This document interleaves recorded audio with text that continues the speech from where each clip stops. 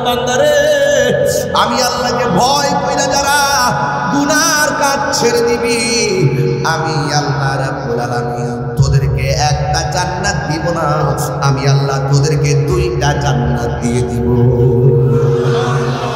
আর বড় করে বলুন সুবহানাল্লাহ এই জন্য আল্লাহ রাব্বুল আলামিন বলছেন আল্লাযীনা ইউমিনুনা বিল গায়বি ওয়া ইউকিমুনাস সালাতা ওয়া মিম্মা রাযাকনাহুম ইউনফিকুন আল্লাহু আকবার আমার যুবক ভাইরা মুরব্বি বাবারা মক্কা মদিনার মেহমানবৃন্দ কি ভাষায় আপনাদেরকে আয়াতটা আমি লিখেছি স্টেজে বসে ওয়া তাআওয়ানু আলাল বিররি ওয়াত তাকওয়া তাকওয়া নিয়ে কথা চলছে ও বন্ধু শুনেন তাকওয়া কাকে বলে রাতের অন্ধকারে দরজা লাগাইয়া দিলাম জানালা লাগাইয়া দিলাম রাত প্রায় 2টা বেজে গেছে মা ঘুমাইতেছে বাবা ঘুমাইতেছে বন্ধু ঘুমাইতেছে হাতের মধ্যে একটা মদের বোতল নিলাম নিয়ে মদের বোতলের মুখটারে খুললাম খুইলা খাওয়ার সময় মনে মনে ভাবলাম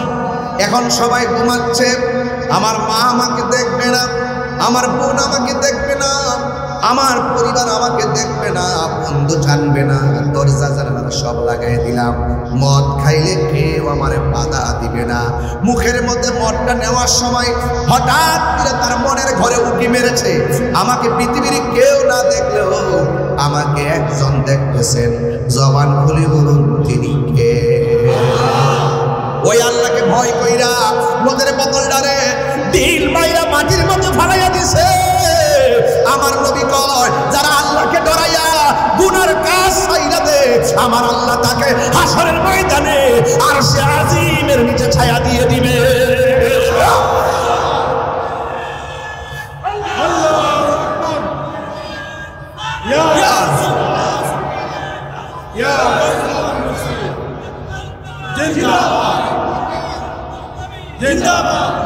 আমার বন্ধুগণ তাইলে ওই মহান রবকে ভয় করার দরকার আছে না নাই এই যে কোরআনটা দেখতেছেন জালিকাল কিতাবু লা রাইবা ফীহি হুদাল লিল মুত্তাকিন এই কোরআন মুনাফিকদের হৃদয়ে পৌঁছবে না এই কোরআন মুশরিকদের হৃদয়ে পৌঁছবে না এই কোরআন কাযযাবদের হৃদয়ে পৌঁছবে না কেন কয়েক কণ্ঠের মধ্যে আটকা পড়ে যাবে যাদের জবানে এক কথা ভিতরে আরেক কথা এরা মুনাফিক কথা বলে ঠিক না এই জন্য আল্লাহ কয় এই কোরআনটা তাদের সিনার ভিতরে ঢুকবে যারা হলো মুত্তাকিন হুদাল লিল মুত্তাকিন এটা মুত্তাকিনদের জন্য গাইডলাইন মুত্তাকিনদের জন্য পথ প্রদর্শন করে এই জন্য আমার যুবক ভাইয়েরা আল্লাহকে ভয় করার দরকার আছে না নাই গুনাহ করার সময় ভয় করব কাকে আরো বড় করে কাকে ওমর রাদিয়াল্লাহু তাআলা আনহু বলেন তোমার হাতে কি থরথর করে কাঁপতেছে আর বলতেছে আমার হাতের মধ্যে অপরাধ ঘৃণিত বস্তু এবার ওমর রাদিয়াল্লাহু তাআলা আনহু হাতের মধ্যে নিয়ে দেখেন এটা দুধের বোতল ওই লোকটা চোখের পানি ফেলে কান্না করে ও ওমর এটা তো মদের বোতল ছিল এক riwayate লেখে দুধের বোতল আর এক riwayate লেখে মধুর বোতল ওমর রাদিয়াল্লাহু তাআলা আনহু বলেন আল্লাহ তো দুধ পান করতে নিষেধ করে নাই মদ পান করতে নিষেধ করেছেন এবার লোকটা চোখের পানি ফালাইয়া কয় ওমর আমি একদম নিরন্তর কথা বলছি আমি এক বোতল মদ পান কইরা আর এক বোতল মদ আমি আস্তিনার নিচে নিয়ে রওনা হয়েছিলাম আপনাকে দেখা আল্লাহরে বলছিলাম আল্লাহ তোমার আজকে একটা তোমার কাছে তওবা করি আর বলতেছি আর জীবনে কোনোদিন আমি মদ পান করব না তোমার ডরাই তোমার জবাবদিহিতার সামনে আমি বড় অসহায় এই জন্য আল্লাহ তুমি যদি এই বিপদ থেকে আমাকে উদ্ধার করো আমি কথা দিলাম কোনোদিন আমি মদ পান করব না খালাস দিওতে আল্লাহরে ডরাইয়া যখন আল্লাহ কইয়া ডাকটা মারছে গো আমার আল্লাহ রহমতের দরিয়ার মধ্যে জোশ মেরে উঠেছে আমার আল্লাহ সেকেন্ডে ওই মদের বোতলটারে দুধের বোতলে পরিণত করে দিয়েছে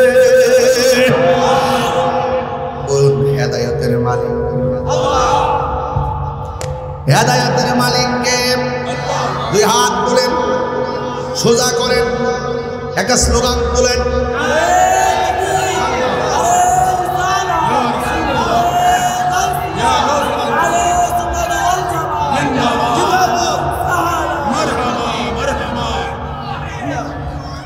আমার যুবক ভাইয়েরা, ভয় করবো একজনকে, তিনি কে? আরো বড় করে, তিনি কে?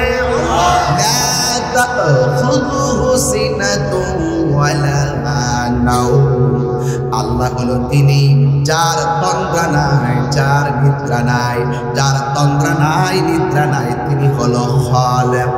আর যার তন্দ্রা আছে নিদ্রা আছে তারা হলো মাখলুক। খালেক হলো আদেশদাতা, নির্দেশদাতা, মাখলুক হলো নির্দেশ পালনকারী। কথা বলেন ঠিক কিনা? আল্লাহ বলছে যারা ভালো কাজ করে তাদেরকে সহযোগিতা করো। এখন সমাজে যারা গাঞ্জা খায় এদেরকে সহযোগিতা করা যাবে? এই যুবক ছেলেরা, যারা নেশা করে তাদেরকে সহযোগিতা করা যাবে? যারা ইয়াবা খায় সহযোগিতা করা যাবে? যারা ফেন্সিডিল খায় সহযোগিতা করা যাবে? যারা 5 ওয়াক্ত নামাজ পড়ে তাদেরকে সহযোগিতা করা যাবে? নির্দেশ কার? আর বলে হাত তুলে, নির্দেশ কার? এই জন্য যারা মাহফিল সাজাইছে এদেরকে সহযোগিতা করবে, সওয়াব আছে না নাই?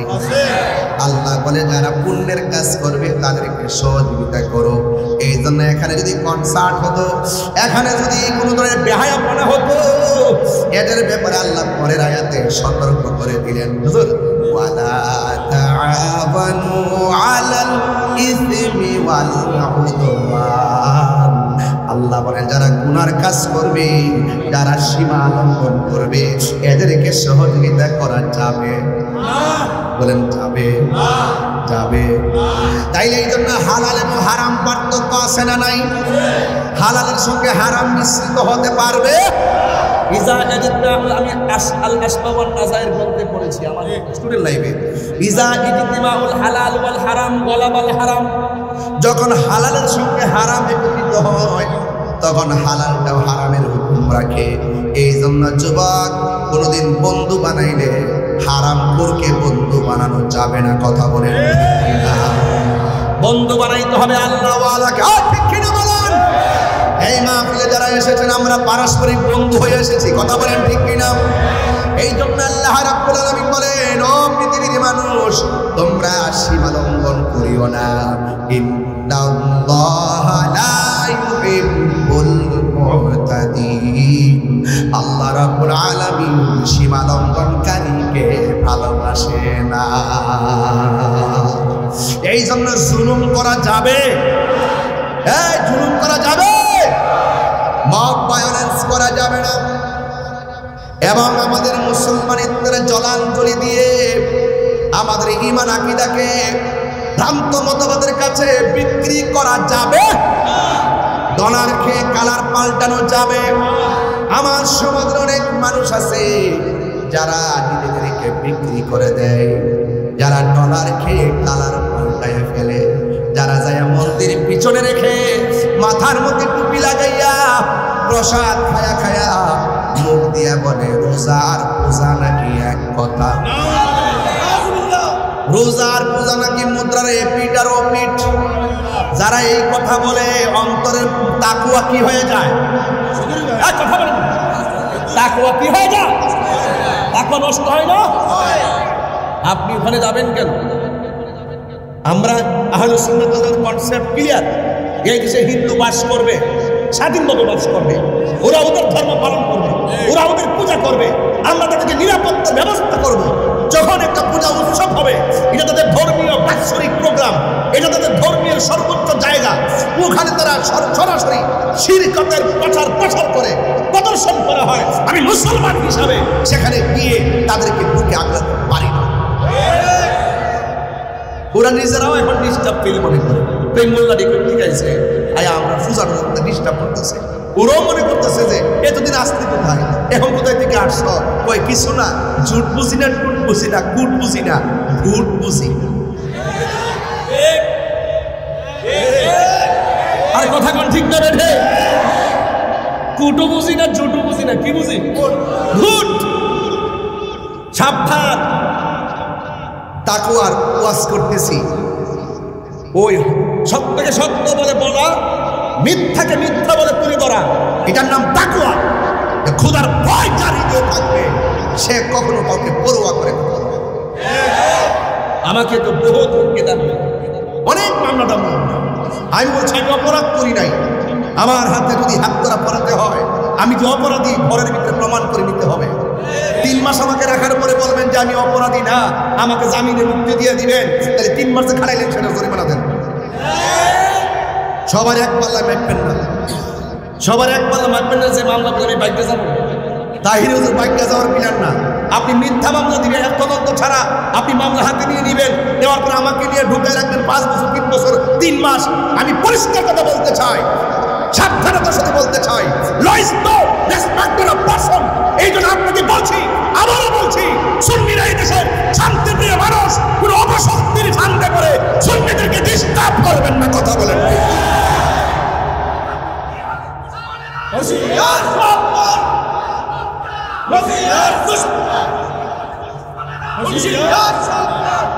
কথা বলেন, আমার কথা কি একমত? আপনারা দেখেছেন আমরা সুন্নিরে কাহারও বাড়ি ভেঙেছি? সুন্নিরে কি কাহারও গাড়ি ভেঙেছে? সুন্নিরা কাউকে রক্তাক্ত করেছে? সুন্নিরা কাউকে জুলুম করেছে? সুন্নিরা কাউকে মব ভাইরাস করেছে? এই দেশে একমাত্র সুন্নিদের কাছে সার্বভৌমত্বের সুরক্ষা হবে এবং ধর্মের সুরক্ষা হবে। সুন্নিদেরকে বাদ দিয়ে রাষ্ট্রযন্ত্র কোনো সিদ্ধান্ত নিতে পারে না। কথা বলেন ঠিক? এত কামড় কামড়ি কেন লাগছে? একমাত্র ওলি আল্লাহদের বিরুদ্ধে যাওয়ার কারণে। এই কামড়া কামড়ি আরো শুরু হবে। ওলি আল্লাহর মাজার ভেঙেছে, তার মানে কি আমাদেরকে মিস করে দিছে? ক্ষমতা দায় লই আসলে খান প্রধান, আমিও বইলা দিয়েছি আইসা, আমরাও প্রতিরোধ কমিটি গঠন করে ফেলতেছি ইনশাআল্লাহ। স্বাধীনতা অর্জনের রক্ষা করা অনেক কঠিন, সুন্নিরা ঐক্যবদ্ধ থাকতে হবে। আমার মতো টুপি লাগিয়ে দাড়ি নিয়ে যে তামাশা বাংলাদেশে চলছে, হায় হায়, এদের কথা শুনলে মনে হয় হঠাৎ করে আসমান থেকে কোনো ফেরেশতা নামছে। এত ভদ্র ভাষা, এত ভদ্র ভাষা, তলে তলে তলে তলে, হ্যাঁ অনেক কিছু হচ্ছে আমরা সব জানি, কিন্তু সেদিকে আমরা তাকাবো না। আমাদের কথা হলো এই পৃথিবী ছেড়ে চলে যাওয়ার পর আমাদেরকে জবাবদিহি করতে হবে। আমি বাঁচতে হবে সেই জবাবদিহিতা থেকে, আমার পরিবারকে জবাবদিহিতা থেকে বাঁচাইতে হবে।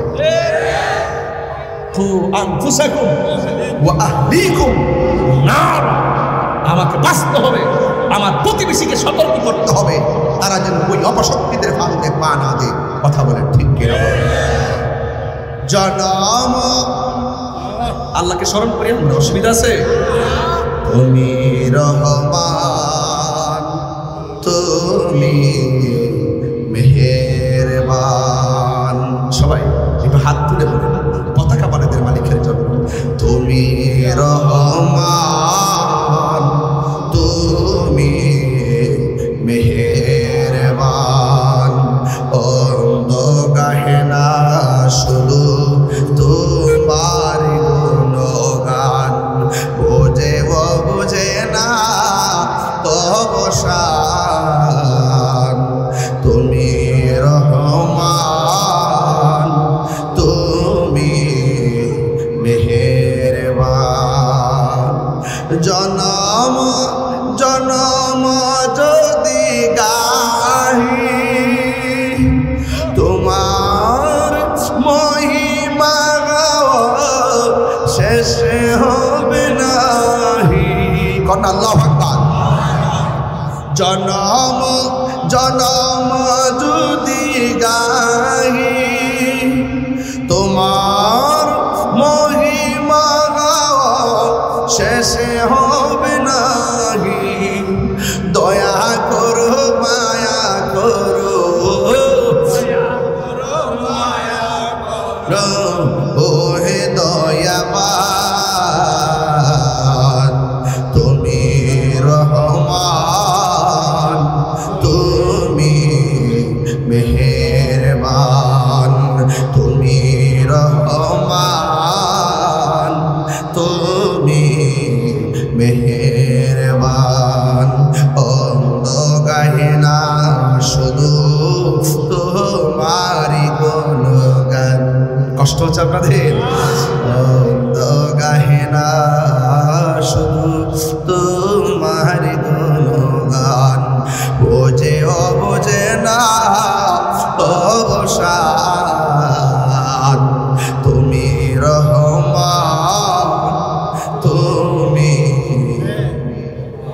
কখনো তোমাকে যদি ভুলি, হেদায়েতের আলো জ্বলে নিয় কাছে তুলি। সুবহানাল্লাহ। ঠাই দিও গো প্রভু, ঠাই দিও ও গো প্রভু, তুমি দয়াবান, তুমি রহমান, তুমি মেহেরবান। অন্ধ গাহে না শুধু তোমারি গুণগান, অন্ধ গাহে না শুধু তোমারি গুণগান। বোঝে অবোঝে না অবসান, তুমি রহমান, তুমি মেহেরবান। সুবহানাল্লাহ। দয়ার মালিককে ভয় করব কাকে? জুলুম করলে জুলুমের হিসাব আছে না নাই? আরো বড় করে আছে না নাই? এটা চট্টগ্রামের পটিয়াতে আইসা যদি কিছু হক কথা না বলি, হক আদায় হবে না। এই পটিয়ার জমিনে অসংখ্য মায়ের চোখের পানি ঝরছে, অসংখ্য সন্তান চোখের পানি ফেলে কান্না করেছে, আবার অনেকে স্ট্রোক করে দুনিয়ার থেকে বিদায় হয়ে গেছে। যখন একসঙ্গে বাংলাদেশের একটা অপশক্তি আমাদের ন্যায্য চাকরি প্রাপ্ত যেই মানুষগুলা ইসলামী ব্যাংকে চাকরি করত, তাদের ৫,৫০০ লোকের মুখের মধ্যে লাথি মেরে এদেরকে চাকরিচ্যুত করে দেওয়া হয়েছে। আপনারা জোরে বলুন, এই কাজটা কি ভালোবাসার আলামত নাকি জুলুমের আলামত? আরো বড় কোন কিসের আলামত? আপনার কি মনে হয় না জুলুমের বিচার হবে? আরো জোরে কোন, আরো জোরে কোন। ইন্নাল্লাহা ইউমাহিলু ওয়া লা ইয়ামহুল, ইন্নাল্লাহা ইউমাহিলু ওয়া লা ইয়ামহুল। আল্লাহ ছাড় দেয় কিন্তু ছেড়ে দেয় না। তুমি যত ধরনের চালাকি করো না কেন, তুমি যত ধরনের অজুহাত দেখায় তাদেরকে বের করো না কেন, আপনারা জবান খুলে কোন রিজিকের ফয়সালাকারী কে? আর জোরে বলো কে? আল্লাহ তার করুণা কোথাও রিজিকের ফয়সালা করবে, কিন্তু তুমি যে জুলুম করেছো এই জুলুমেরও ফয়সালা হবে। কথা বলেন ঠিক কিনা?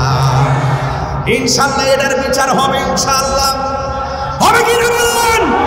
এই পটিয়ার মানুষ এই কথাকে আমরা ভুলে যাব, ভুলে যাব। ছাপ্পার সাথে অ্যালার্ট করে দিচ্ছি, জালেম কখনো স্থায়ী হয় না। কথা বলেন ঠিক কিনা বলেন? তার সঙ্গে কি বলো কি করো সবগুলোর হিসাব হবে। কথা বলেন ঠিক কিনা?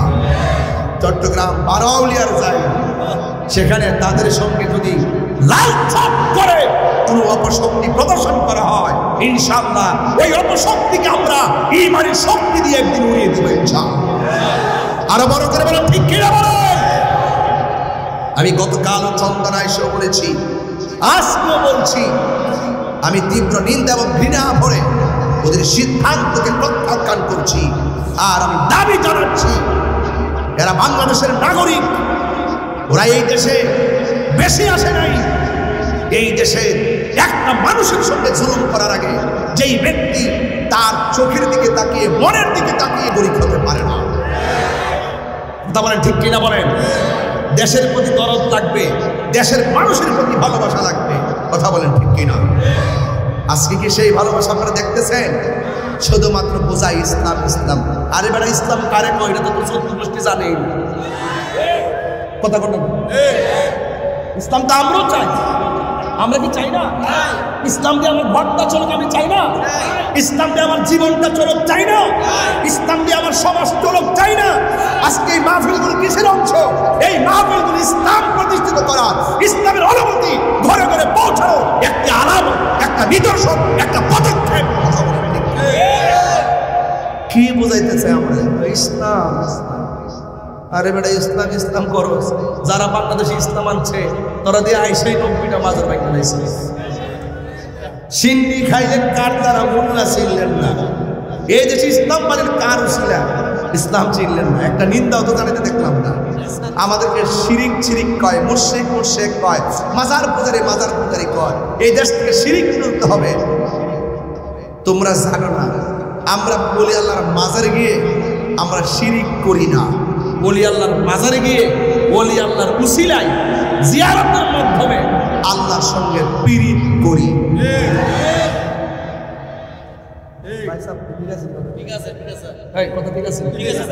শিরিক করি না, পীড়িত করি। পীড়িত মানে কি? পীড়িত মানে কি? পীড়িত মানে কি? ওরা শিরিকও বোঝে না, পীড়িতও বোঝে না। প্রাণ দয়াল রে, কি বলবো এটা আমার স্টেজ করার পরে কানে কাছে মুখটা লাগাই বলছে এটা গাইবার আর না গেলে কোনো কষ্ট পাবে।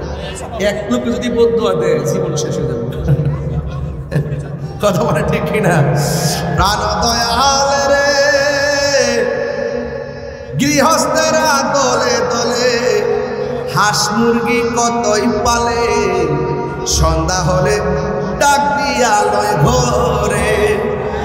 যার যত পালিত ছিল সকল রে তো ঘরে নিল, আমি একা রইলাম অন্ধকারে। প্রাণ দয়াল রে, সন্ধ্যা হইল ডাকি দিলে না মরে। সুবহানাল্লাহ কইতেন না? এই সভাপতি বুঝতে বুঝতে আমি অন্ধ হয়ে যেতেছি। ডাইনা চাইলাম দেখি যে শুরু করলাম সভাপতির দিকটা, মাঝখানটা দেখি নাই। যাক, আসার পরে একটু আরাম করে বসেন। প্রাণ দয়াল রে, আর পরীক্ষার সময় নাই, কর জুড়ে ক্ষমা চাই। শেষের খেয়া না নিলাই আমারে, আমার দিন কি এমনি যাবে, লোকে তোমায় কি বলিবে। এই দুঃখ রইল তাহিরির অন্তরে। প্রাণ দয়াল রে, সন্ধ্যা হইল ডাকি দিলে না মরে। সন্ধ্যা হইল ডাক দিলে না মরে। প্রাণ দয়াল রে, সন্ধ্যা হইল ডাকি দিলে না মরে। সুবহানাল্লাহ কয় নাকি? হায়াতের মালিককে আরো বড় করে কে? আর রহমান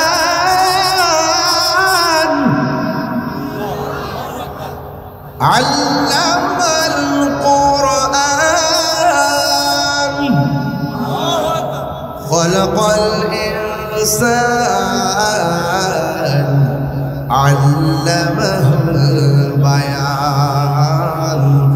আশ-শামসু ওয়াল কমারু বিহুসবানিন ওয়ান নাজমু ওয়াশ-শাজারু ইয়াসজুদান। সেজদা পাওয়ার মালিককে আল্লাহ বলছে, যারা ভালো কাজ করে তাদেরকে সহযোগিতা করো, আর যারা তাকওয়াবান তাদেরকে সহযোগিতা করো। আবার দ্বিতীয় স্টেপে বলছে, যারা গুনার কাজ করে তাদেরকে সহযোগিতা করবা না, যারা সীমা লঙ্ঘন করে তাদেরকে সহযোগিতা করবা না। আপনারা জবান খুলে কোন ভালো মানুষদের পাশে থাকতে হবে। সিদ্ধান্ত কার? আরো বড় করে বলি, সিদ্ধান্ত কার? এই জন্য আল্লাহ রাব্বুল আলামিন এই পৃথিবীর মধ্যে পাঠিয়ে দিয়েছেন। আল্লাহ পাকের গোলাম করা লাগবে। এই জন্য আমার আল্লাহ রাব্বুল আলামিন বলে দিয়েছেন, আল্লাহ রাব্বুল আলামিন বলে দিয়েছেন, ইন্নাল্লাযীনা ইয়াকুলুনা আমওয়ালাল ইয়াতামা যুলমা। আল্লাহ বলে, নিশ্চয়ই যারা ইয়াকুলুনা ভক্ষণ করবে আমওয়ালাল ইয়াতামা এবং আমওয়ালাল ইয়াতামা এতিমের মাল সম্পদ, যুলমান তারা জুলুম করেছে। কথা বলেন ঠিক কিনা? সমাজের ভিতরে এতিমের সম্পদ ভক্ষণ করে খাওয়ার মানুষ আছে না নাই? কিন্তু যারা খাবে এটা কি ভালো কাজ না জুলুম? এই জুলুমের হিসাব আছে না নাই? এরপর আল্লাহ বলছেন, ইন্নামা ইয়াকুলুনা ফি বুতুনিহিম নারা ওয়া সায়াসলাউনা সাঈরা। যারা এতিমের মাল ভক্ষণ করে খাবে, এরা যেন টাকা খেলো না, এরা যেন সম্পদ খেলো না, এরা যেন নিজেরা আগুন ভক্ষণ করলো ওয়াসায়াসলাউনা সাঈরা, অতি দ্রুত তাদেরকে জাহান্নামের ভিতরে প্রবেশ করাবে। চিৎকার মেরে কি নাউযুবিল্লাহ বলা যাবে না? তাহলে এতিমের মাল খাওয়া যাবে? আরো বড় করে বলো যাবে? এ বন্ধু খবরদার, আল্লাহ রাব্বুল আলামিন হাবিব বলেছেন ওয়াল্লাহু ফি আউনিল আবদ মা কানাল আবদু ফি আউনি আখিহি। আল্লাহ রাব্বুল আলামিন ততক্ষণ পর্যন্ত বান্দাকে সহযোগিতা করে, আল্লাহ রাব্বুল আলামিন ততক্ষণ পর্যন্ত বান্দাকে সহযোগিতা করে যতক্ষণ পর্যন্ত বান্দা তার অপর ভাইকে সহযোগিতা করে। তাইলে বোঝা গেল সমাজে দুঃখে যারা আছে, দুঃখীদের পাশে দাঁড়াইলে লাভ আছে না নাই? দুঃখীদের পাশে দাঁড়াইলে, অভাবীদের পাশে দাঁড়াইলে সহযোগিতা করবেন একজন, জবান খুলে বলুন তিনি কে? আমার যুবক ভাইরা, এই জন্য তাদেরকে সহযোগিতা করবে।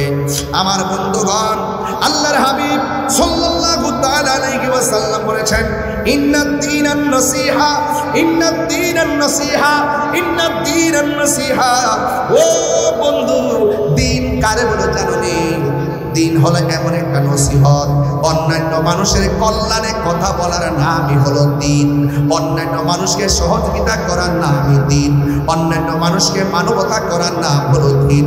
অন্যান্য মানুষের বিপদে পাশে থাকার নাম হলো দিন, মানে ধর্ম। কথা বলেন ঠিক কিনা? আপনার চোখের সামনে একটা বাচ্চা পানিতে পড়ে মারা যাচ্ছে, আপনি দেখে চলে যাওয়ার নাম দিন নয়। সে যদি অন্য ধর্মের মানুষ হয়, হিন্দু ধর্মের বাচ্চা যদি পানির মধ্যে পড়ে যায়, আপনি মুসলমান হইয়া অন্য ধর্ম হওয়ার কারণে এই দৃশ্য দেখে আপনি চলে যেতে পারবেন না।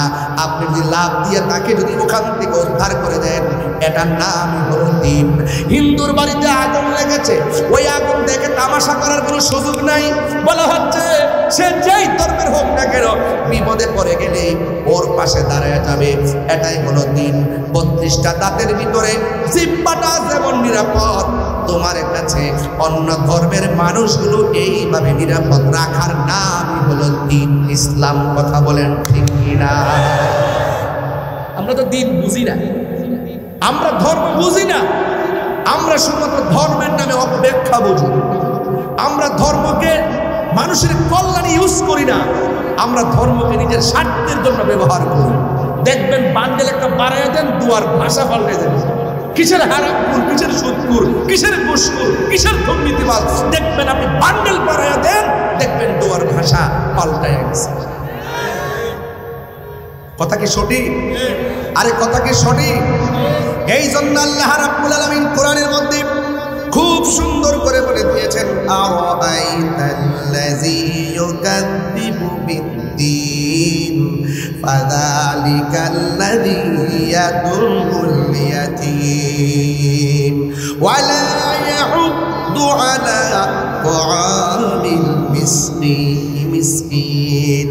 আপনারা জবান খুলে বলুন, আমরা মিসকিনদের সাথে ভালো ব্যবহারের দরকার আছে না নাই? এতিমকে ধাক্কা দেওয়া যাবে? এতিমকে ধাক্কা দেওয়া যাবে? জোরে বলে এতিমকে ধাক্কা দেওয়া যাবে? এতিমকে ধাক্কা দিয়েছিল আবু জাহিল্লা। কে দিছিল? এতিমকে ধাক্কা দিয়েছিল আবু জাহেল। এতিমের সব বক্ষণ করতেছিল আবু জাহেল। এতিমের মন অন্যায়ভাবে দখল করছিল আবু জাহেল। আবু জাহেলের কাছে যখন সেই ছেলেটা গিয়ে বলল, আবু জাহেল, আমার বাবা মারা গেছে, আমাদের সম্পদ আপনি অন্যায়ভাবে নিয়ে গেলেন, মেহেরবানি করে আমার বাবার সম্পদ আমাদেরকে ফিরিয়ে দেন। এবার আবু জাহিল্লা বড় বাটপার, সে বলে তোর মুহাম্মদের কাছে যা, সাল্লাল্লাহু, যা সেখানে গিয়ে তোর কথা বল। এবার ছেলেটা আমার নবীর কাছে গেল। আমার নবী বলে, তুমি কেন চোখের পানি ফেলে কান্না করো? আপনারা জবান খুলে বলেন, আমার নবী চোখের কান্নার আওয়াজ বোঝার ক্ষমতা আছে না নাই? আমার নবী বলে, তুমি কেন কান্দো? এবার ছেলেটা ডাক দিয়ে, ইয়া রাসূলুল্লাহ, ইয়া হাবিবাল্লাহ, আমার বাবার সম্পদ আবু জাহিল্লা ভক্ষণ করতেছে। আমি গিয়েছিলাম আমার বাবার সম্পদ থেকে আমাকে একটা জামা কিনা দেওয়ার কথা বলতে। সে বলল আপনার কাছে আসার জন্য। এবার আমার নবী দেরি করে নাই, কারণ আমার নবীর মতন এমন ইনসাফওয়ালা নবী দুনিয়াতে আর কেউ নাই। অধিকার আদায়ের লড়াইয়ে আমার নবী রাজপথে। কথা বলেন ঠিক কিনা?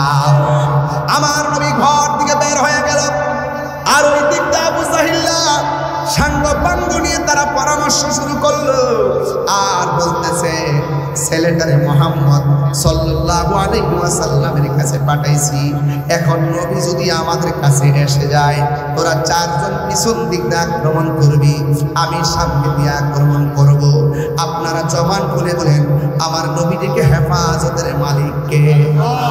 এবার আমার নবী দুরন্ত সাহস নিয়ে আমার নবী আবু জাহেলের কাছে গেছে, আর আবু জাহেল সবাইকে পরামর্শ দিয়েছে আমার নবী যদি আসে আমার নবীকে যেন তারা আক্রমণ করে, কিন্তু আমার নবী ভ্রুক্ষেপ করেন নাই। আমার নবী আবু জাহেলের সামনে দাঁড়ায় বলে, আবু জাহেল এই ছেলেটাকে তুমি চিনো কিনা? এবার বলে হ্যাঁ আমি চিনি। কয়ে তার বাবার সম্পত্তি তোমার কাছে আছে কিনা? কয়ে হ্যাঁ আছে। আমি নবী বলতে চাই এই মুহূর্তে তার বাবার সম্পত্তি তাকে ফেরত দিয়ে দিতে হবে। আবু জাহেল বলে ঠিক আছে আমি ফেরত দিয়ে দিলাম। আমার নবী তার সম্পত্তিরে বুঝাইয়া এবার দখল নিয়ে গেলেন। ওই মুহূর্তে এবার আবু জাহেল যাদেরকে নিয়ে মিটিং করেছে, আপনি না বলছেন নবী আসলে আক্রমণ করার জন্য, আপনি দেখলাম নবী আসার পরে ভেঙে গেছেন, আপনাকে দেখলাম নবী আসার পরে নবী যা বলছে আপনি তাই মানলেন, কারণটা কি? আবু জাহিল্লা বলে কারণটা কি শুনে যাও, আমার চোখটি যদি তোমাদের চোখের গোড়ার মধ্যে লাগাইতা তাহলে বুঝতা নবী আসার সাথে সাথে কেন সম্পদ আমি হ্যান্ড ওভার করলাম, নবী আসার সঙ্গে সঙ্গে কেন আমি সম্পদ দিয়ে দিছি। একটা মাত্র কারণে, আমার নবী যখন বলছে সম্পদ দিয়ে দেওয়ার জন্যে, আমি নবীর দিকে তাকাইয়া দেখলাম দুইটা সাপ, দুইটা চোয়াল এমন ভাবে আমার দিকে হা করে আছে, আমার দিকে হা করে আছে।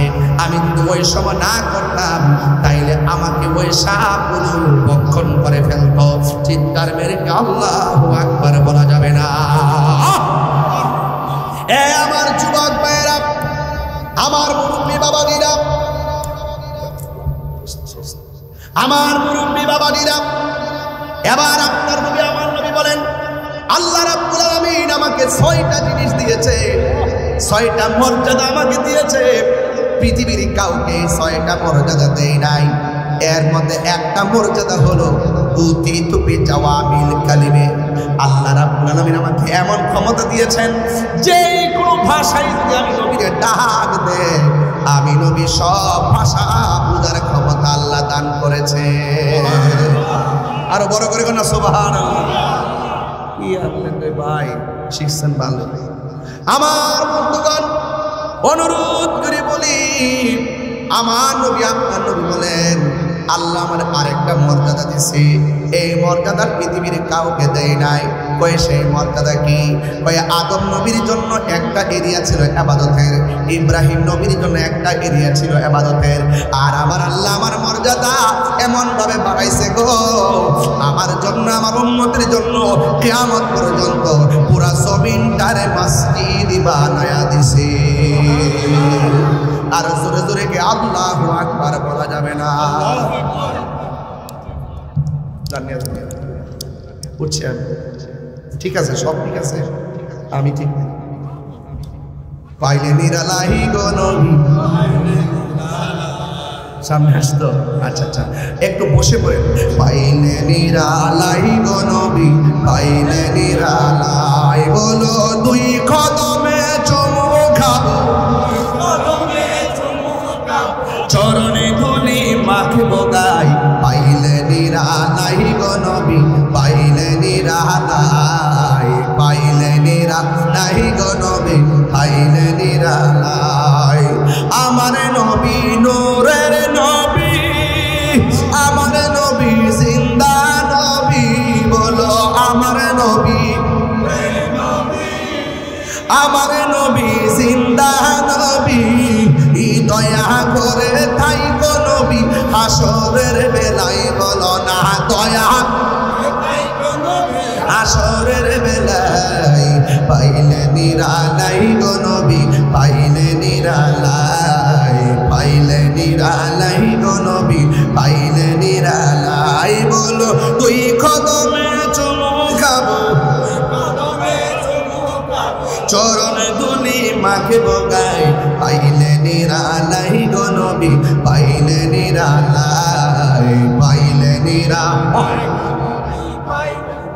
কঠিন হাসরের দিনে কে তরাবে নবী বিনে, কঠিন হাসরের দিনে কে তরাবে নবী বিনে, আরে দয়া করে তাই গো নবী হাসরের বেলায় বলো না, দয়া পাইলে নিরালাই গো নবী, মাশাআল্লাহ পাইলে নিরালাই গো নবী। একদিন স্বপ্নে দেখলে গো সারি, সব গুনাহ সাথে সাথে জড়িয়া পড়ে, ঠিক কিনা? আরে হাত তুলে বলো ঠিক কিনা বলো। একদিন স্বপ্নে দেখলে যারে সব গুনাহ জড়িয়া পড়ে, ওরে দয়া করে দিও দেখা নিদানের বেলায় বলো না, দয়া নিদানের বেলায় পাইলে নিরালাই গো নবী, লাই পাইলে নিরালাই গো নবী, পাইলে নিরালাই। দুই কদমে চুমু খাবো, চরণে তুলি মাখিব গায়ে, পাইলে নিরালাই গো নবী, পাইলে নিরালাই, পাইলে নিরালাই গো নবী, পাইলে নিরালাই। জোরে জোরে কি আল্লাহু আকবার বলা যাবে না? আমার নবী আপনার নবী বলে উম্মত, আল্লাহ আমার আরেকটা মর্যাদা দিছে রে। আদম নবী সেই দাবি করার অধিকার নাই, ইব্রাহিম নবী সেই দাবি করার অধিকার নাই। আল্লাহর হাবিব বলেন আমার আল্লাহ আমার আরেকটা মর্যাদা দিয়েছে, আনা খাতামুন নবিয়্যিন লা নবিয়্যা বাদি, আমি নবী হইলাম শেষ নবী, আমার পরে আর কোনো নবী আসবে না। 1,24,000 পয়গম্বর কেউ বলতে পারবে না আমি শেষ নবী, কিন্তু আমরা এমন নবীর উম্মত হয়েছি যেই নবী বলে আমি শেষ নবী, আমি নবীর পরে আর কোনো নবী আসবে না। কথা বলেন ঠিক কিনা? যারা নবীকে শেষ নবী মানে না ওরা কি কাদিয়ানি, কি কসনা একটু ওয়াহাবি কাদিয়ানি, এরা কি? আমরা তো হুজুররা এখন আর এগুলো কিছু কয় না, সারা জীবন খেলা করতে লাগে সিরা বেরোলাইছে। এখন কাদিয়ানের বিরুদ্ধে কোনো কথা না, এই কথাটা কোক না যে আমরা ক্ষমতায় আসলে কাদিয়ানিদেরকে অমুসলিম ঘোষণা করবো। সারা জীবন কি অমুসলিম ঘোষণা দাবিতে রাজপথ পুরো উল্টাই লিছে, এখন আর কিছু কয় না। তার মানে বোঝা গেল ডাল মে কুছ কালা। আমার দুঃখ তো একরকম না। আমি কই না জামাতের বিরুদ্ধে, আমি শুধু তাদের চরিত্র দেখতেছি, আমি শুধু তাদের আচরণ দেখতেছি। তারা কত এন্ডলে ইসলামকে শুধু ব্যবহার করে, সুন্নিদেরকে মাইনাস ফর্মুলায় রেখে বাহিরের এজেন্ডা এই দেশে বাস্তবায়ন করতে চায়। কথা বলেন ঠিক কিনা বলেন? সুন্নিরা কি দুই না এক? হাত তুলে বলো দুই না এক?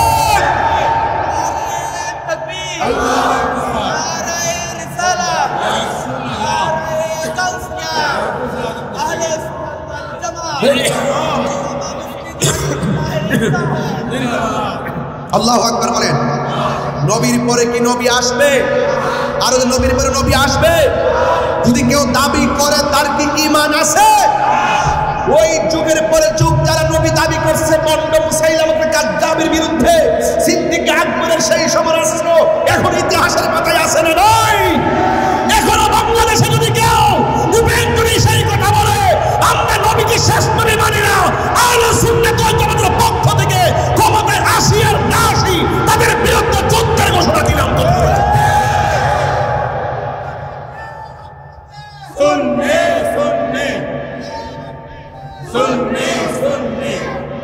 বাবা কথা কি পরিষ্কার?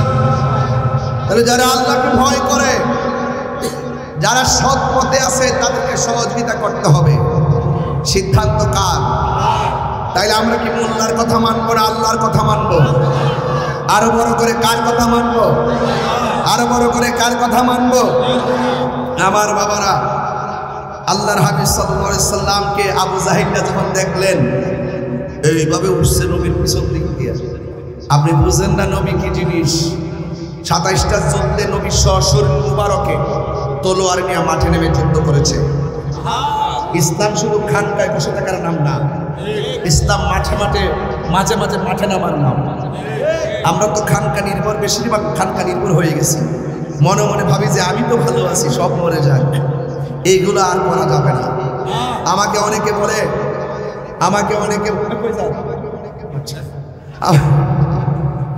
আজকে সব মনের মানুষ পাইছে, মারহাবা জোরে একদম খুব ফ্রি সবাই, আলহামদুলিল্লাহ মারহাবা কোন।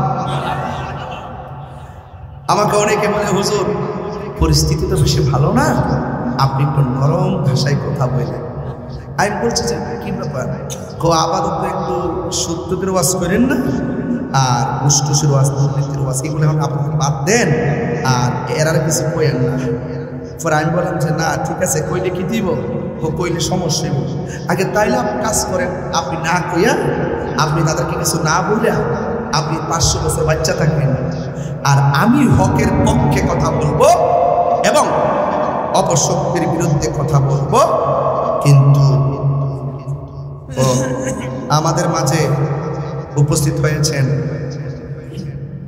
সহকারী পুলিশ কমিশনার কোতোয়ালি জনাব মাহফুজুর রহমান সাহেব, আমার পক্ষ থেকে আমি আন্তরিক মোবারকবাদ জানাচ্ছি, ধন্যবাদ জানাচ্ছি। ও ভাই আসছে, মাশাআল্লাহ মাশাআল্লাহ, আলহামদুলিল্লাহ। যাই হোক আসতেছে, দেখি না। তাইলে আপনারা বলুন, হক কথা বলতে গিয়ে কি কোনো মানুষকে ভয় করা যাবে? হক কথা বলতে হবে, সিদ্ধান্ত কার? আরো বড় করে সিদ্ধান্ত কার? সাগর নদী আর পাহাড় বলে পাখিদের গুনগুন গুঞ্জরণে ভেসে আসে ওই সমুদ্র গান, চারিদিকে শুধু আল্লাহর জয়গান। আল্লাহ মহান, আল্লাহ মহান, আল্লাহ মহান, আল্লাহ মহান। ঠিক কিনা? প্রতিদিন আজান আছে না নাই? কাহার কথায় কি আজান বন্ধ করে দেওয়া যাবে? নামাজ বন্ধ করে দেওয়া যাবে? যারা ভালো কাজ করে তাদেরকে সহযোগিতা করতে হবে, যারা মুত্তাকি তাদেরকে সহযোগিতা করতে হবে, এবং সমাজের প্রত্যেকটা মানুষকে সৎ কাজের আদেশ করতে হবে, মন্দ কাজ থেকে নিষেধ করতে হবে। আল্লাহ বলছেন খবরদার, ওয়ালা তাআওয়ানু আলাল ইসমি ওয়াল উদওয়ান, যারা সীমালঙ্ঘন করে, যারা গুনার কাজ করে, এদেরকে সহযোগিতা করো না। তাহলে আমরা হকের পথে আছি, থাকবো ইনশাআল্লাহ। এরপর আরেকটু সামনে বাড়ি, আমার নবী, আপনার নবী রহমাতুল লিল আলামিন বলেছেন এতিমের সঙ্গে খারাপ ব্যবহার করা যাবে না। ওই এতিমের মাথার উপরে সে যদি একটা হাত দিয়ে আদর করে দেয়, এই হাতের নিচে যতটা চুল থাকবে, মাথার চুল পড়বে, আল্লাহ রাব্বুল আলামিন তার আমলনামায় সেই পরিমাণ নেকি দান করবে। জোরে জোরে কে সুবহানাল্লাহ বলা যাবে না? হযরত জারির বিন আব্দুল্লাহ রাদিয়াল্লাহু তাআলা আনহু বলেন, বাইআতু রাসূলুল্লাহি সাল্লাল্লাহু আলাইহি ওয়াসাল্লাম, আমরা এই মর্মে নবীর কাছে বায়াত হয়েছি, ইকামিস সালাত, আমরা নামাজ পড়ব, ওয়া ইতাইজ যাকাত, এবং যাকাত আদায় করব, ওয়ান নাসহি লিকুল্লি মুসলিম, এবং প্রত্যেক মুসলমানদের কল্যাণ কামনা করব। চিৎকার মেরে কি সুবহানাল্লাহ বলা যাবে না? এই জন্য আমার যুবক ভাইরা, নামাজের কথা এই সমাজের মানুষগুলিকে যদি মানুষে পরিণত করতে হয়, শ্রেষ্ঠ ইবাদতের মালা গলায় করতে হবে। ওই ইবাদতের নাম হলো নামাজ। নবী আমার ডাক দিয়ে বলে, আয়েশা রে, আমি যেখানে নামাজ পড়াই, তোমার আবু বকরকে বলবা সেখানে ইমামতি করার জন্যে। এবার আয়েশা সিদ্দিকা বলে, নবী গো, আমার বাবার দিল এত নরম, ওই মেহরাবে দাঁড়াইয়া নামাজ পড়াইলে আমার বাবার কলিজা মানবেনি।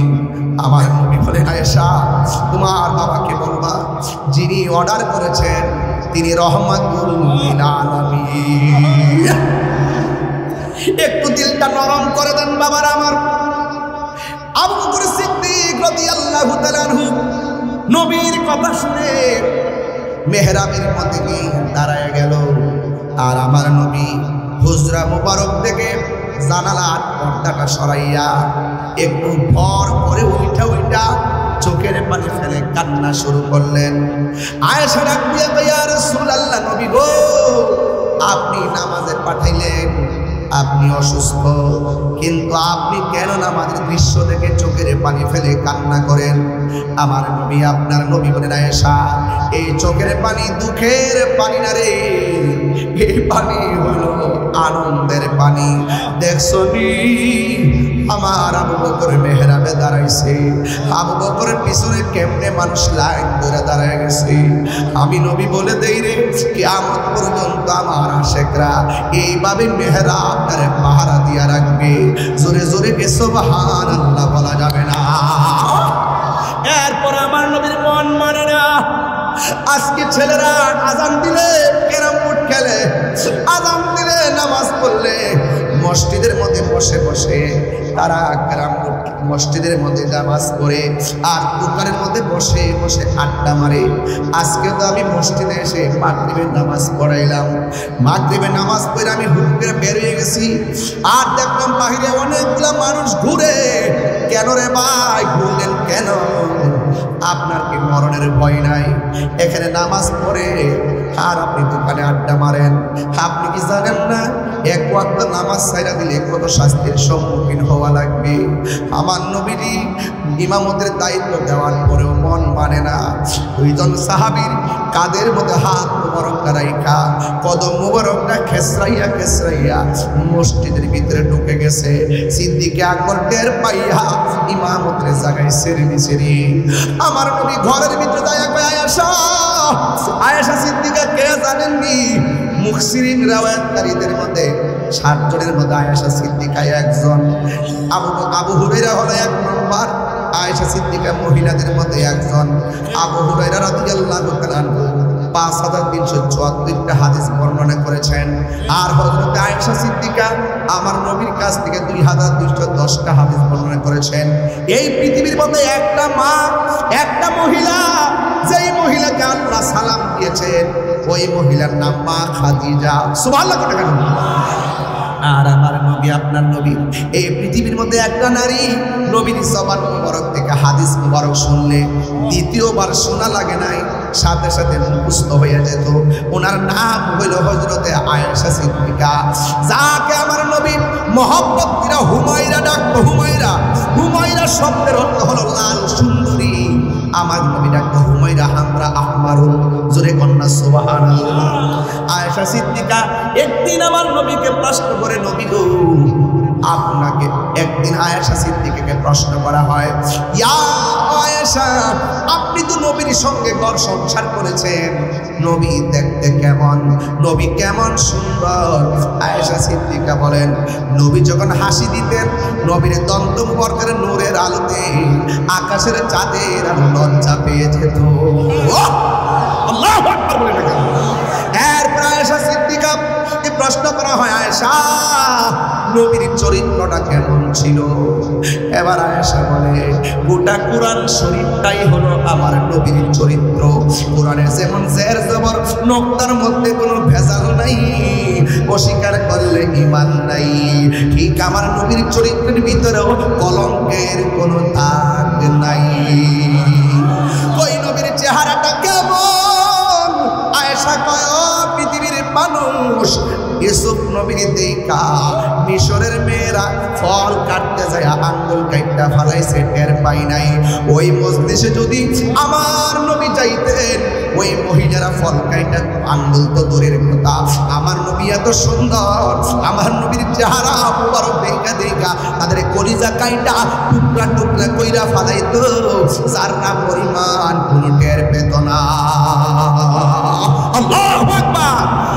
সেই আয়েশা সিদ্দিকা, আয়েশা সিদ্দিকা রাদিয়াল্লাহু তাআলা আনহা, আমার নবী ডাক দিয়ে, আয়েশা, শরীরটা বেশি ভালো না, একটা পালিশ দাও। আয়েশা বলে, নবী গো, আর কি বলবেন? কয়েক ঘরের কোনায় আমার মিসওয়াক আছে, এই মিসওয়াকটা তুমি নিয়ে আসো। আর কি আনবো? কয়েকটা টুকরার মধ্যে একটা পাত্রের মাঝে কিছু স্বর্ণ মুদ্রা আছে, কিছু মুদ্রা আছে, এই মুদ্রাগুলো নিয়ে আসো। আয়েশা সিদ্দিকা নিয়ে আসলেন। আয়েশাকে আমার নবী কয়, হে আয়েশা, শরীরটা বেশি ভালো না, একটা বালিশ দাও। আয়েশা সিদ্দিকা বলেন, নবী গো, আপনি যদি মনে কষ্ট না পান তাইলে আমার উরুটারে আপনার জন্য বালিশ বানাইয়া দিলাম। আমার নবী আয়েশা সিদ্দিকা রাদিয়াল্লাহু তাআলা আনহা পুরো মুবারকের মধ্যে নবীর মাথা মুবারক রাখলেন। রাইকা বলে, আয়েশা, যে মুদ্রাগুলো আছে এই মুদ্রাগুলো কি করবা জানেননি? আয়েশা বলে, আমি মনে মনে ভাবলাম আমার নবী আমাকে যে আদর করে মনে হয় শেষ সম্পদটা আমার হাতে দিয়ে যাবে, কিন্তু আমার নবীর তো আরো স্ত্রী আছে। নবী একটা কর্তৃত সম্পদ একজনকে দিবে না, কারণ তিনি ইনসাফওয়ালা। একবার এক ব্যক্তি নবীর কাছে বিচারের জন্য আসছে, নবী বিচার করছে। উমরের কাছে যায়া কয়, নবী বিচার করছে, আমার পছন্দ হয় নাই। উমর বলেন, নবী করছে বিচার? হ্যাঁ করছে। কয় ইনসাফ মতো হয় নাই। এবার উমর বলেন, নবী বিচার করছে, তোমার ইনসাফ মতো হয় নাই, আমি বিচার করলে তুমি মানবানি? কয় মানবো।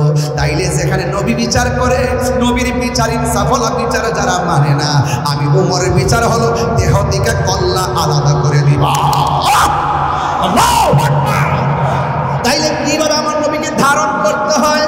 ও বন্ধু, এবার আমার নবী, আপনার নবী বড় ইনসাফওয়ালা কেমন? যখন হালিমাতুস সাদিয়ার ঘরে নবী ছিল, হালিমাতুস সাদিয়ার এক স্তনের মধ্যে নবী মুখ লাগায়, আর এক স্তনের মধ্যে নবী মুখ লাগায় না। হালিমা বলেন, যতদিন আমি দুধ পান করাইছি ওই স্তনের মধ্যে মুখ লাগাই নাই। কারণ কেন জানোনি?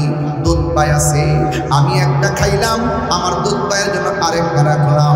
এটাই হলো নবী শৈশবে ইনসাফওয়ালা। শৈশবে যেই নবী এমন ইনসাফ প্রদর্শন করেছেন, ওই নবী 40 বছর পরে নবুয়তি পাইয়া নবী হয় নাই, আমার নবী নবী হইয়াই দুনিয়াতে এসেছে। ঠিক কি না বলো? এই ওয়াজগুলো অনেকে মানতে চায় না, আসে না নাই? কই 40 বছর পর নবুয়তি পাইয়া নাকি নবী হয়েছে, এর আগে নাকি নবী ছিল না। আমি যখন ধরছি আমাকে অসংখ্য মানুষ আমার ফতোয়া দিছে, আমি দাঁড়ি নাই, শেষ পর্যন্ত তারা আমার সঙ্গে কোলাইতে পারে নাই। আমি প্রমাণ করে দিয়েছি। আমার নবী বলেন, শৈশবকালে ওই পাথরটাকে আমি চিনি, যে এই পাথরটা রাস্তা দিয়ে যাওয়ার সময় আমি নবীরে সালাম দিত। তাইলে সালাম দেয় কারে? নবীরে। পাথর নবীরে চিনছে, আর কিছু টুপিওয়ালা দাড়িওয়ালা নবী চিনে না। এই জন্য আমার নবী কয়, আলালা ঈমান লিমান লা মুহাব্বাত লাহু, যার অন্তরে নবীর মহব্বত নাই তার ঈমান নাই। যার ঈমান নাই তার মানবতার দাম নাই। যার ঈমান নাই তার নামাজের দাম নাই। যার ঈমান নাই তার ইবাদতের দাম নাই। কথা বলেন রাইট? রাইট। এবার আমার নবী বলে, আয়েশা, মিসওয়াকটা দাও। পকেটের মধ্যে মিসওয়াক রাখবেন, মিসওয়াক করা সুন্নাত। কথা বলেন ঠিক কিনা? এবার আমার নবীর মিসওয়াক মুবারকটা শব্দ। আয়েশা সিদ্দিকা বলেন, আমার নবী যেই অসুস্থ, মিসওয়াকটা দন্ত মুবারক দিয়া কামড়াইলে নবীর কষ্ট পাবে। এই জন্য আয়েশা সিদ্দিকা বলেন, বন্ধুরে আমার, আয়েশা সিদ্দিকা রাদিয়াল্লাহু তাআলা আনহা ওই মিসওয়াক মুবারকটা নিজের দাঁত দিয়া কামড়াইতে শুরু করলো, চাবায়া চাবায়া নরম করতেছিল। আয়েশা সিদ্দিকা বলো, জগৎবাসী, আল্লাহর কসম করে বলি গো, আমার নবীর মিসওয়াকের গোড়ায় নবীর কিছু থুতু মুবারক লাগা ছিল। আমি যখন কামড় দিলাম, আর আমার দাঁতের মধ্যে, জিহ্বার মধ্যে, ওই মিসওয়াকের গোড়ার মধ্যে নবীর যে থুতু মুবারকটা লাগানো ছিল রে, ওই থুতু মুবারকটা আমার জিহ্বার মধ্যে লাগছে। আল্লাহর কসম করে বলি, আমার জিহ্বার মধ্যে জীবনে কত মজাদার খাবার লাগাইলাম, নবীর থুতু মুবারকের মতো এত স্বাদ আমার কাছে লাগে নাই। যেই নবীর থুতু মুবারক আমাদের মতো নয়, সেই নবী কোনদিন আমাদের মতো হতে পারে না। কথা বলেন ঠিক কিনা? হ্যাঁ যুবক ভাইরা, আমার নবী ওই পুরু মুবারকের ভিতরে মাথা মুবারক রাইখা কয়, আয়েশা, আমি যাওয়ার সময় হয়ে গেছে। নবী তিনবার একটা কথা বলছে, সালাত সালাত সালাত, নামাজ নামাজ নামাজ নামাজ। এই নামাজের দরকার আছে না নাই? এই জন্যই তো আমার নবীর সাহাবী যার নাম জারির বিন আব্দুল্লাহ রাদিয়াল্লাহু তাআলা আনহু, তিনি বলতেছেন বায়াতু রাসূলুল্লাহি সাল্লাল্লাহু আলাইহি ওয়াসাল্লাম আলা ইকামিস সালাত ওয়া ইতাইজ যাকাত ওয়া নুসহি লিকুল্লি মুসলিম। আমার নবী আপনার নবীর কাছে বায়াত হইছে এই কথার উপরে, আলা এই কথার উপরে, ইকামিস সালাত নামাজ কায়েম করতে হবে। আপনারা জবান খুলে বলুন, নামাজের দরকার আছে না নাই? নামাজ না পড়া যদি কবরে যান, তিনটা শাস্তি আছে। এক নম্বর শাস্তি, ডান পাশের মাটি এক প্রান্তে যাবে, বাম পাশের মাটি আর এক প্রান্তে যাবে। দুই পাশের মাটি আইসা আপনাকে এমন জোরে একটা চাপা মারবে, ডান পাশের হাড্ডি বাম পাশের হাড্ডির ভিতরে ঢুকে যাবে, বাম পাশের হাড্ডি ডান পাশের হাড্ডির ভিতরে ঢুকে যাবে, এমন ভাবে হাড্ডিগুলা গোড়া হয়ে যাবে। আমার নবী বলেন ওই সময় এমন জোরে একটা চিৎকার মারবো, ওই চিৎকারের কারণে কবরবাসীরা পর্যন্ত বিরক্ত হয়ে যাবে। আমার নবী বলেন গায়রা সাকালাইন, দুইটা শ্রেণী ব্যতীত কবরের আওয়াজকে শুনবে না। সাকালাইন মানে হলো জিন এবং মানুষ। এই ইনসান এবং জিন ছাড়া কেউ বুঝবে না আওয়াজ। যদি মানুষের কানে ওই কবরের আযাবের আওয়াজটা আসতো, মানুষের কানের পর্দা ফাইটা মানুষ সব মারা যাইত, দিন দুনিয়া শেষ হয়ে যেত, খাবার দাবার বন্ধ করে দিত, ঘুম হারাম হয়ে যেত। এই এলাকার গুরুস্থানে, রশিদাবাদের গুরুস্থানে মাইয়াতটা কবরে যাবে, এমন ভাবে আল্লাহকে ডাকতেছে, আল্লাহ বাঁচাও বাঁচাও, এমন ভাবে কাঁদতেছে, কিন্তু মানুষের কানের মধ্যে আওয়াজটা আসে না। এই জন্য ওই ঘরে যাওয়ার আগে নামাজের দরকার আছে না নাই? হারিয়ে যাব একদিন আমি রবনায় ভুবন চিরদিন, বলুন হারিয়ে যাব একদিন আমি রবনায় ভুবন চিরদিন। ক্ষমা করে দিও তোমরা আমায়, বলো তোমরা আমায়, ভুল করে তাকে যদি কোনো দিন হারিয়ে যাব একদিন আমি রবনায় ভুবন চিরদিন।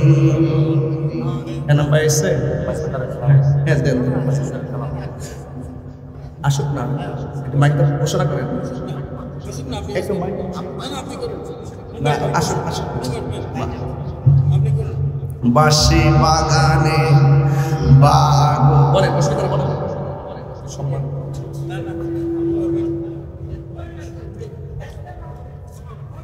আসসালামু আলাইকুম।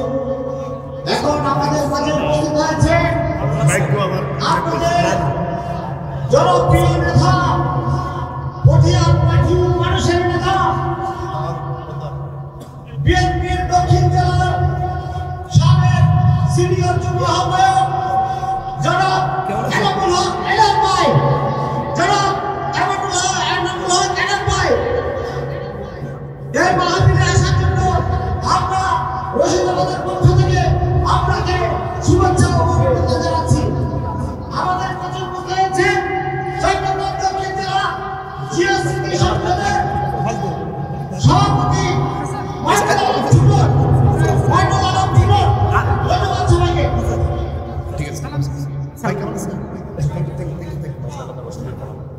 বাঁশি বাগানে বা গুরুস্থানে হয়তো দিবে মোরে কবর। সবাই কর না, বাঁশি বাগানে বা গুরুস্থানে হয়তো দিবে মোরে কবর। তোমরা আমায় যাবে বলে রাখবে না জানি কোন খবর, পড়বে কি মনে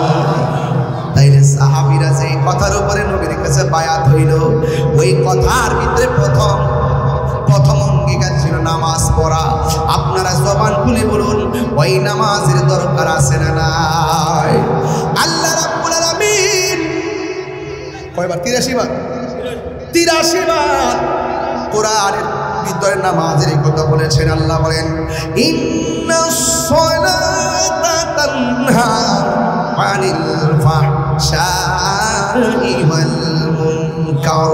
আল্লাহ বলেন নিশ্চয় নামাজ মানুষকে অশ্লীল এবং খারাপ কাজ থেকে বিরত রাখে। আমার নবী আপনার নবী বলেন হাশরের ময়দান যেদিন কায়েম হবে ওই কঠিন মুসিবতের সময় সর্বপ্রথম নামাজের হিসাব নেওয়া হবে। ও যুবক, কেন যুবক বয়সে নামাজ পড়ো না? মোবাইলে বেশি আসক্ত হয়ে গেছো, দুনিয়ার খবর থাকে না। মোবাইলে যে মনোযোগ থাকে ইবাদতে সেই মনোযোগ আসে না। মোবাইলের মনোযোগ ইবাদতের মনোযোগকে হরণ করে নিয়ে গেছে।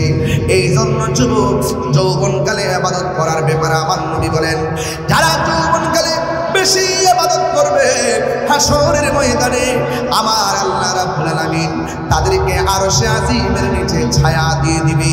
এই জন্য জওয়ানকালে নামাজ বেশি পড়বেন। নামাজ পড়ার সময় ওযু করার আগে বিসমিল্লাহ পড়বেন। আমার নবী বলেন ওযু করার আগে যারা বিসমিল্লাহ পড়ে আর আমার আল্লাহ তার ফেরেশতারা কি করে জানেননি? এই ফেরেশতারা ওযুকারীর জন্য ওযু যখন করতে থাকে ওযু শেষ হওয়ার আগ পর্যন্ত ফেরেশতারা আমার আল্লাহর কাছে গুনাহ মাফ চাইতে থাকে। কথা বলেন ঠিক কিনা? এরপরে তোমার হাত ধৌত করে হাত দিয়ে যত গুনাহ করেছে সব গুনাহ আমার আল্লাহ ওযুর পানির সঙ্গে মাটির মধ্যে ফেলে দেয়।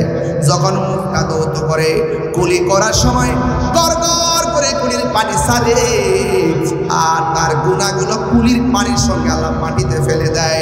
মুখমণ্ডলটা যখন ধৌত করে চোখের গুনাহগুলো আমার আল্লাহ পানির সঙ্গে ফেলে দেয়। বন্ধুরে আমার ও পটিয়ার বাবা, এবার আমার নবী আপনার নবী রহমাতুল লিল আলামিন বলেন যখন বান্দা ওযু শেষ করে অল বডি থেকে শেষ ফুটাটা হয়তো কানের লতি থেকে ঝরবে, নাইলে পায়ের আঙ্গুল থেকে ঝরবে, না হয় হাতের আঙ্গুল থেকে ঝরবে, না হয় চুলের আগা থেকে ঝরবে। আমার নবী বলেন ওযু করার পর গায়ে থেকে শেষ পানির ফুটাটা যখন ঝরে ওই ফুটার সাথে আমার আল্লাহ তার জীবনের গুনাহগুলো মাটির মধ্যে ফেলে দেয়। জোরে জোরে কি সুবহানাল্লাহ বলা যাবে না? এরপর আমার নবী কি কয় শুনেন। আমার নবী আপনার নবী বলেন ও পৃথিবীর মানুষ যখন মানুষ ওযু কইরা আসমানের দিকে তাকাইয়া কালিমায়ে শাহাদা পড়বে, হুজুর যখন কালিমায়ে শাহাদা পড়বে তখন আমার আল্লাহ রাব্বুল আলামিন ওযুকারের জন্য মুসল্লির জন্য 8টা জান্নাতের দরজা খুলে দিবে। আর বড় করে বলুন সুবহানাল্লাহ। সেই মহান রবের ইবাদত করতে হবে। ওই কোরআন তেলাওয়াতের ভিতরে এত সওয়াব। আমি তো হাফেজ না, এই জন্য ভালো করে শুদ্ধ করে কোরআন পড়তেও পারি না। মাঝে মাঝে মাখরা ছুটটা যায়, একদম গুণগুণা ছুটটা যায়, বেশি ভালো করে পারি না। এরপরে বাবা কোরআন ছাড়া কোনো উপায় নাই। কারণ যখন আপনি কবরের মধ্যে যাবেন ডান পাশ দিয়ে একটা আলো জ্বলবে, আপনি জিজ্ঞাসবেন তুমি কে? ওই আলো ডাক দিয়া বলবে আমার চিনো না, আমি হইলাম তোমার দুনিয়ার নেক আমল। আর একটা আলো বাম পাশ দিয়ে আলো দিবে, জিজ্ঞাসা করবে তুমি কে? এবার বলবে আমার চিনো না, আমি হইলাম তোমার দুনিয়ার কোরআন তেলাওয়াত মাহফিলে আমি আসলাম। এই জন্য বেশি বেশি কোরআন তেলাওয়াত করবেন, অন্তত কয়েকটা সূরা হলে শিখবেন। একটা সূরা পড়ার জন্য আমি অনুরোধ করে গেলাম। ওই সূরার নাম হলো সূরা আর রহমান। আর রহমান যারা পড়বে তাদের চেহারার মধ্যে নূর এসে যায়। আর রহমান যারা পড়বে তাদের অভাব দূর হয়ে যায়।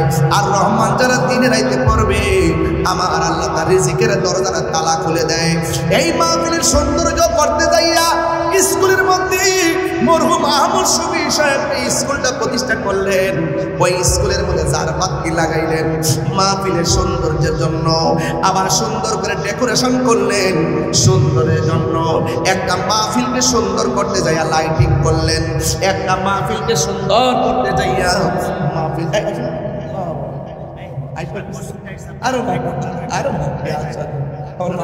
বুঝছি একটা চেয়ার কেমন আছে?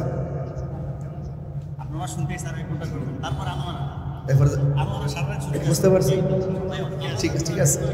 মারহাবা জোরে কর, মারহাবা জোরে কর। সময় তো ছিল 8টা পর্যন্ত, এখন না সিস্টেম মেনটেন করি। যেহেতু আরেকটা মাহফিল আছে, মাহফিলটা করা বড় কথা না, ওয়াজের আগে একটু রেস্ট করতে হয়। সারাদিন রেস্ট করে এই আপনারা তৈরি হয়ে গেছেন, একবারে চিল্লায় ওয়াজ করতেছি, কিন্তু ওদের অবস্থা কি হবে সেখান থেকে আমি আওয়াজই করতে পারবো না। আর এরাম ভাই জানে আমি চিল্লায় ওয়াজ করি। এই না না এটা বুঝতে পারছি, বুঝতে পারছি, বুঝতে পারছি। কান্দায়ও না ও ভান্ডারি, হ্যাঁ চলবে না ইনশাআল্লাহ। আল্লাহু আকবার। কান্দায়ও না ও ভান্ডারি, বুকে দাওয়া পাই, কিছু চাই না শুধু মাত্র তোমায় আমি চাই, বলো না কিছু চাই না শুধু মাত্র তোমায় আমি চাই। চাই না আমি ধনের পাওয়ার ভবের সরদারি, চাই গো বাবা ভান্ডারি, ঠিক না? আরে বাবা বেলায়েতের শান কিছু বলি মাঝে মাঝে, আরে এই দেশে ইসলাম এনেছেন আল্লাহর ওলিগণ, কথা বলেন ঠিক না? যাক বাবার আমার পিছন দিক দিয়ে বারে বারে আমাকে বলছিল শানটা গাওয়ার জন্য, গিয়ে গেলাম এলে কষ্ট পাবে, এই জন্য একটু টান দিয়ে গেলাম। এই জন্য আমি বললাম মাহফিলটা সাজাবেন সৌন্দর্য করতে যাইয়া, পিছনে সুন্দর স্টেজ সাজাইলেন। এবার দেখেন সৌন্দর্য করতে যাইয়া আজকের মাহফিলের একজন অনবদ্য স্কলার পেয়ে গেলেন, শাহেখ ডক্টর সাইফুল ইসলাম আল আজহারি সাহেব, তিনিও মাহফিলের মধ্যে এসে গেছেন। এবার দেখেন সব দিক দিয়ে আমার ভাই এনাম ভাই এসে গেছেন, আমাদের সব এখানের মধ্যে হাজির আছেন, শফিকুর ভাইও আছেন।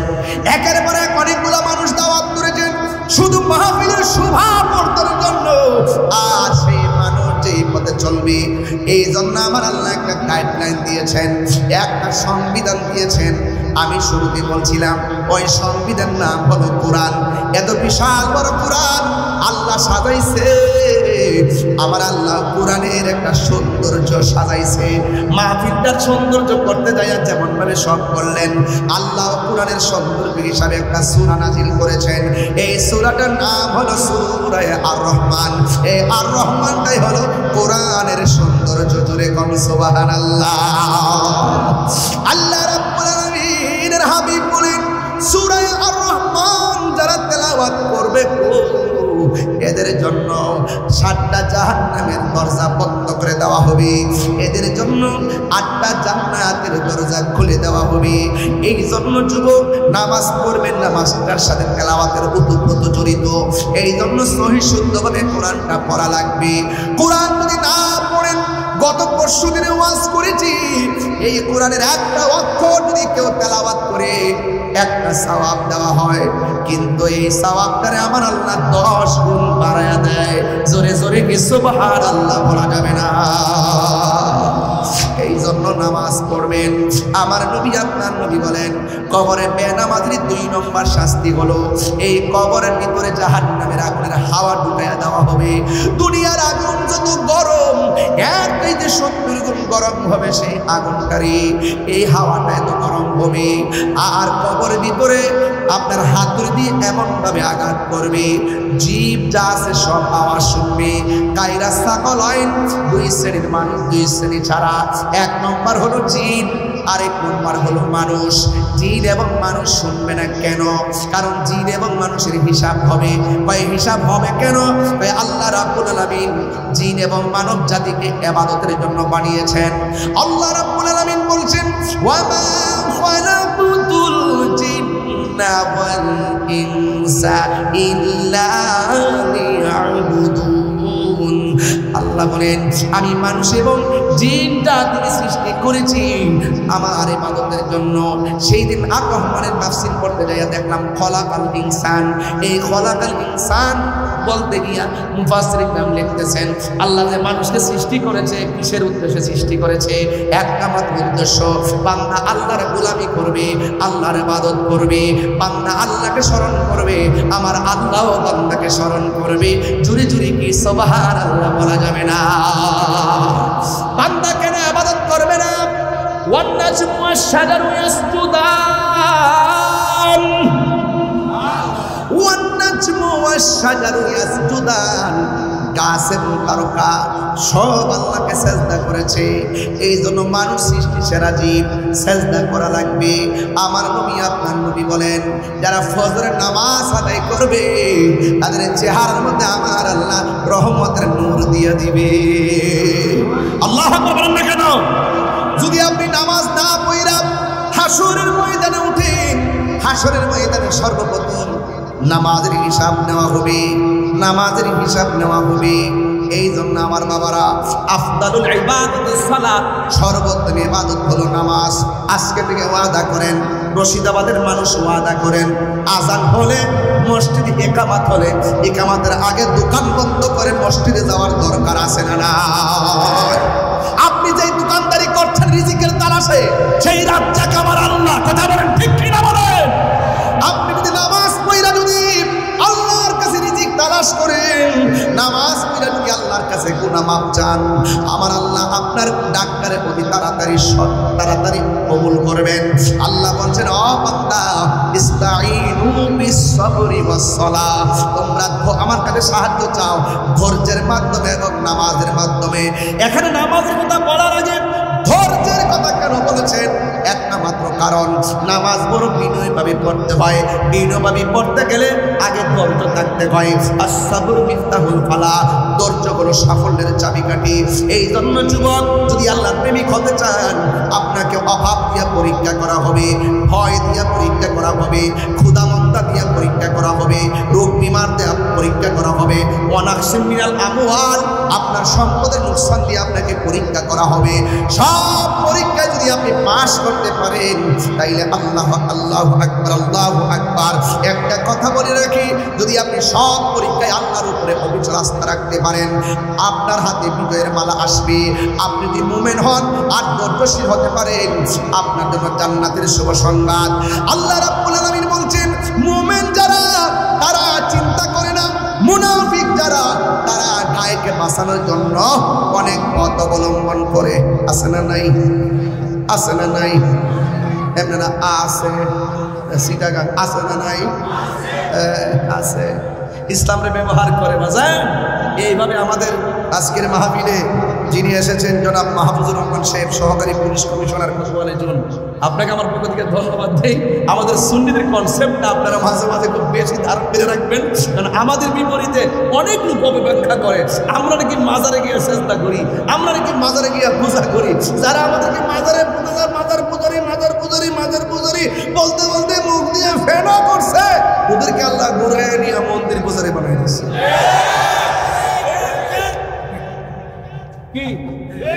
কি রাইট কিনা বলেন না কেন?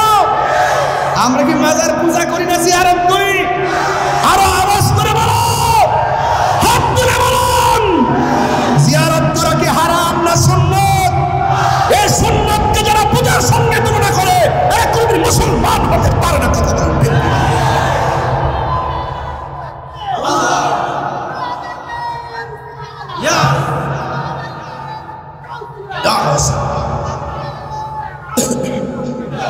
ঠিক কিনা কন? আবার কি বলে বলতে বলতে এত তেল না, সরি তৈল কৌশল করে এক বিন্দু দিলে যে কাজ হয়, বিনা কৌশলে কলস ঢাকলেও এত কাজ হয় না। আমরা বাংলায় পড়েছিলাম ফাজিল, তেল না তৈল মানে হলো যায়া বলতেছে রোজা আর পূজা এক কথায়, মুদ্রার এ পিঠ আর ও পিঠ। মানে বাটপারের তো একটা ক্লাস আছে, হ্যাঁ ক্লাস আছে কিনা কন? আরে হিন্দুরা এই দেশে বাস করে, স্বাধীনভাবে বাস করে, আমরা তাদেরকে আরো নিরাপত্তা দিব, কিন্তু তাদের পূজা উৎসবটা কিন্তু শিরকতের মেসেজ দেয়। আর আপনি যখন সেখানে গিয়ে যখন শুভেচ্ছা বার্তা থেকে শুরু করে আপনি যখন উপস্থিত হয়ে যাবেন সেখানে, দূর থেকে আমি সাপোর্ট দিলাম, ওকে এদেরকে উৎসাহ দিলাম যে আমাদের কাছে তোমরা নিরাপদ, ভয়ের কোনো কারণ নাই, আমরা আছি তোমাদের সাথে। আর আপনি যখন যায়া বিস্কুট খাবেন, চা খাবেন, আমরা তো খাবারও খাই, এরা জলে, আর এখন তারা প্রসাদ খায়।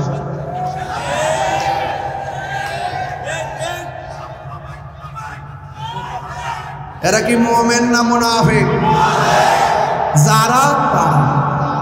যারা তারা ইতিহাস নির্লজ্জ চিত্র দেখছে এই বাংলাদেশে, যারা মুখে বলে একটা ভিতরে আরেকটা, এরা কখনো মনে মুসলমান হতে পারে না।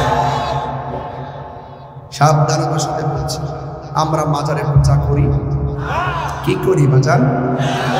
সেজদা পাওয়ার মালিককে, মাথা নত কার কাছে? এরা সেজদাও বুঝে না, কদম বসিও বুঝে না। এরা মনে করে মাথা নিচু করলে শিরিক হয়ে যায়। বোকা বলে কি? লেখাপড়া করে না, শুধুমাত্র দালালিতে ব্যস্ত। হ্যাঁ, সুযোগ পাইলে খালাম্মা ডাকে, সুযোগ পাইলে আম্মা ডাকে, সুযোগ পাইলে ছায়ার ভিতরে ঢুকে, সুযোগ পাইলে লুঙ্গির তুলে থাকা চা বিস্কিট খায়। এরাই আবার সুযোগ পাইয়া দেখবেন আবার বড় বড় আলাপ করে দেখবেন, অক্ষর আপনার নাতে থাকবে আপনার সাথে, দিনে আরেকজনের সাথে, দুপুরে আরেকজনের সঙ্গে মেসেজ করে কইবা আই লাভ ইউ, আবার দেখবেন আরেকজনের কাছে কইব কিন্তু আমরা এমনি গেছি তো না, চলতে গেলে তো লাগে, এই জন্য উপর গেছি, সামাজিকতা একটা আছে, নাইলে চলবো কেমনে? ওরা হলো মুনাফিক নাম্বার 1। আমি কি কারো নাম বলেছি? আপনি কি বুঝে গেছেন? আপনারা পাকনা বিলার কথা বলেন, ঠিক কিনা? এই জন্য আমরা ইবাদত করবো কার? আমি এত সুন্দর করে বুঝাই মাহফিলে সেজদা পাওয়ার মালিক আল্লাহ, আল্লাহ ছাড়া কাউকে সেজদা করা যাবে না। এরপরে আমরা মাজার পূজারি, অথচ আমার জীবনে মাজারে সব মিলে 20 বার গেছি। এই 44-42 বছরে মনে 10 বার না 12 বার যাওয়ার সুযোগ পাইছি না, বুঝছেন? আমরা এটাকে মাজার পূজারি। এই জন্য এগুলো বলে সুশীল সমাজের কাছে আমাদেরকে একটা পক্ষ বানিয়ে রাখছে। এরা মানে মাজার পূজারি, মাজারওয়ালা অসুস্থ। এই দেশে একমাত্র সভ্য শান্তিপ্রিয় মুসলমান সুন্নি মুসলমান। এখন আমরা কি 2 না 1? আরো বড় করে 2 না 1? উনি কিন্তু আমাদের কেন্দ্রীয় লিডার, উনিও আমাদের কেন্দ্রীয় লিডার, আন্তর্জাতিক বিষয় সম্পাদক, দেশ বিদেশে আমাদের সুন্নিয়তকে প্রেজেন্টেশন করবেন। কথা বলেন, ঠিক কিনা? আজকে তিনি তাদেরকে নিয়ে এসেছেন, আপনার হয়তো এই তথ্যটা এখনো অনলাইনে আসে নাই। এরপরে আমি যেহেতু জানিয়ে বলেই ফেলছি, কিন্তু এটা আনুষ্ঠানিকতা হবে আগামী 8 তারিখে আমাদের অভিষেক হবে, সেখানে আমরা নিয়োগপত্রের মাধ্যমে সকলকে তুলে ধরবো। এরপর আজকের এমন এক অতিথিকে আপনারা এনেছেন, ডক্টর সাইফুল ইসলাম আল আজহারী সাহেব। তিনি ভদ্র, নম্র এবং সত্যিকার একজন গবেষক। তিনি দেশ আমাদের আহলে সুন্নাহ, কেন হয়তো সুন্নি আছে, এই সুন্নি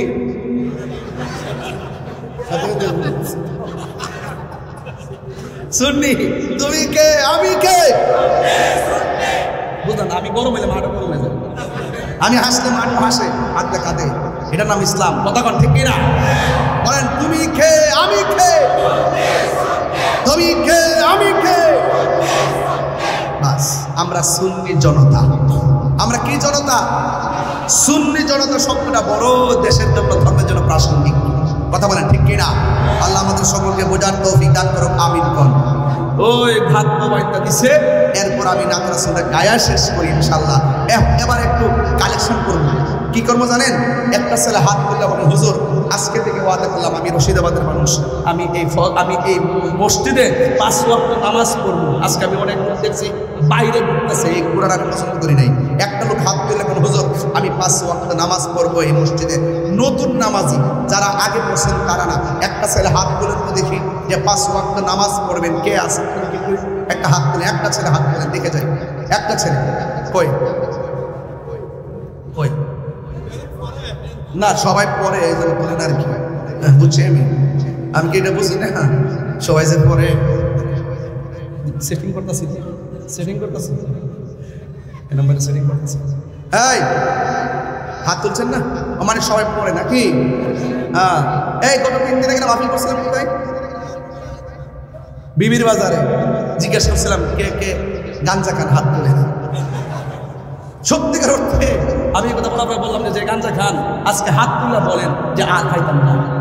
একজন হাত তুলছিল, হ্যাঁ একজন তুলছিল, তুললে আমার সামনে আইসে, আয়া হুজুর আমি গাঞ্জা খাইতাম, নেশা করতাম, আজকে থেকে ওয়াদা করছি আমি আর খাইতাম না। আমি বলছি বন্ধু, তুমি যে হাজার লোকের সামনে যে তুমি ওয়াদা করলা আর খাইতা না, তুমি হইলা